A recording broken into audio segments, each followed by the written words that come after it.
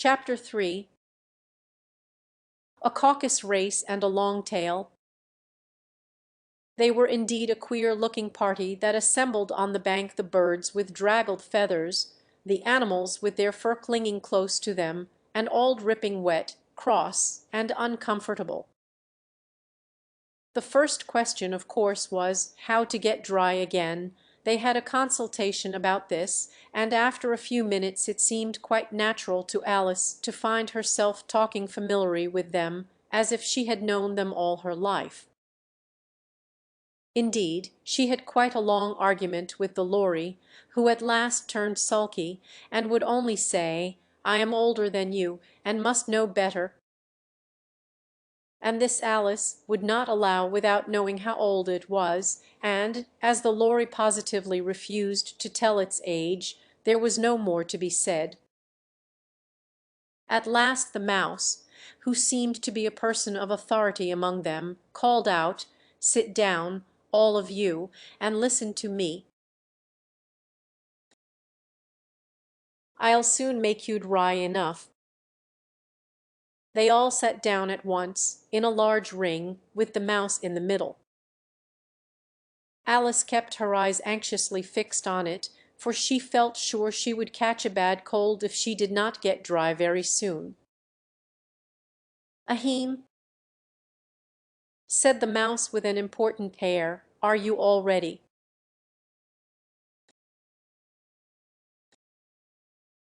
"This is the driest thing I know." Silence all round, if you please.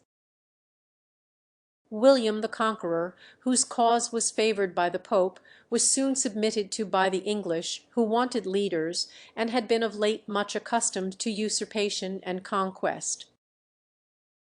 Edwin and Morcar, the Earls of Mercia and North and Brema. "Ugh," said the Lorry, with a shiver.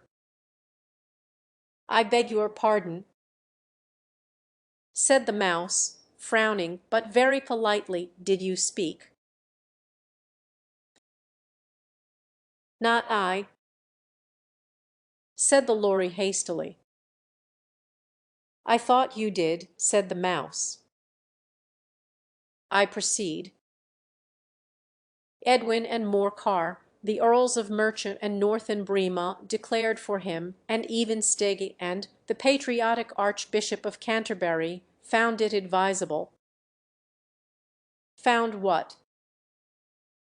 said the Duck. "Found it," the Mouse replied rather crossly. "Of course you know what it means."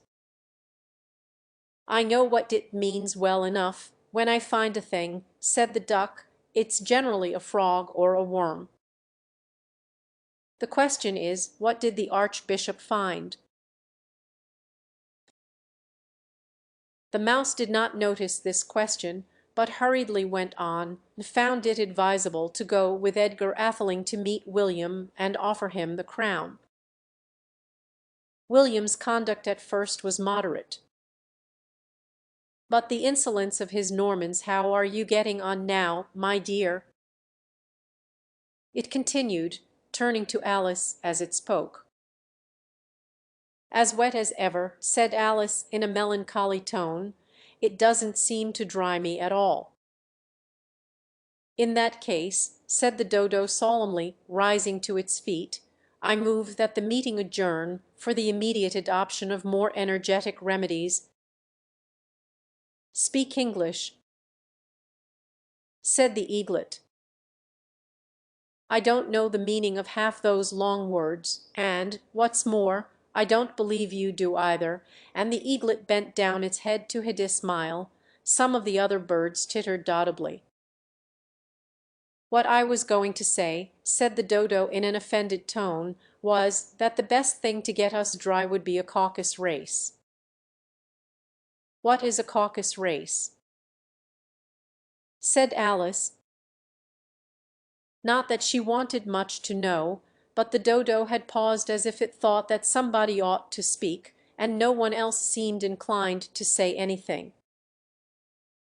"Why," said the Dodo, "the best way to explain it is to do it, and as you might like to try the thing yourself, some winter day, I will tell you how the dodo managed it.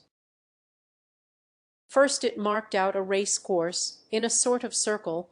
The exact shape doesn't matter, it said, and then all the party were placed along the course, here and there. There was no 1, 2, 3, and away, but they began running when they liked, and left off when they liked, so that it was not easy to know when the race was over. However, when they had been running half an hour or so, and were quite dry again, the dodo suddenly called out, "The race is over." And they all crowded round it, panting and asking, "But who has won?" This question the dodo could not answer without a great deal of thought, and it sat for a long time with one finger pressed upon its forehead, the position in which you usually see Shakespeare in the pictures of him, while the rest waited in silence. At last the dodo said, "Everybody has won, and all must have prizes." "But who is to give the prizes?" quite a chorus of voices asked. "Why, she, of course," said the dodo, pointing to Alice with one finger. And the whole party at once crowded round her, calling out in a confused way, "Prizes!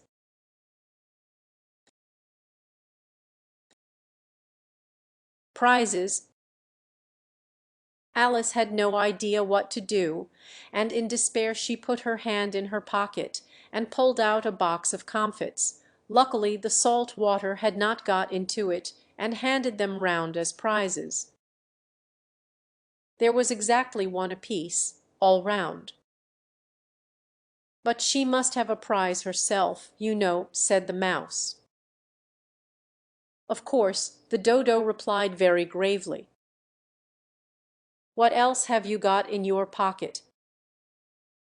He went on, turning to Alice.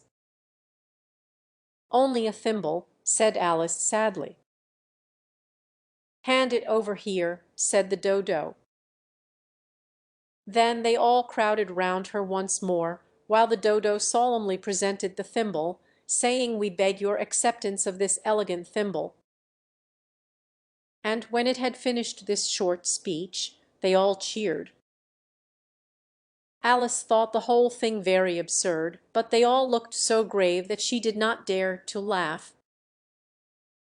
And as she could not think of anything to say, she simply bowed, and took the thimble, looking as solemn as she could.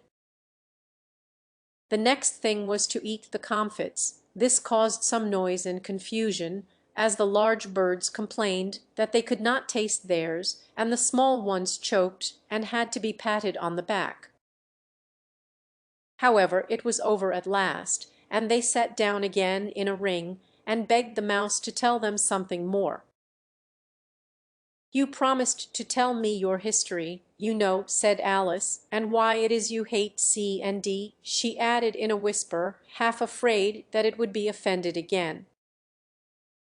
"Mine is a long and a sad tale," said the mouse, turning to Alice, and sighing.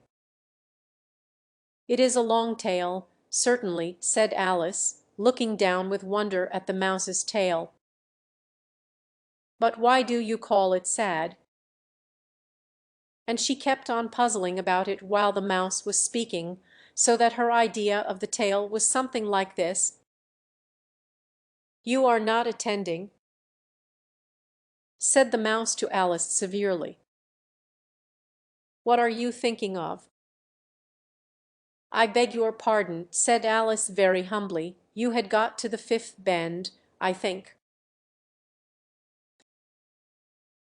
"I had not," cried the mouse, sharply and very angrily.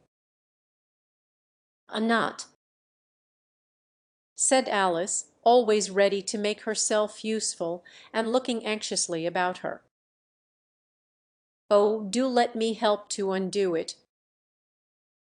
"I shall do nothing of the sort," said the mouse, getting up and walking away.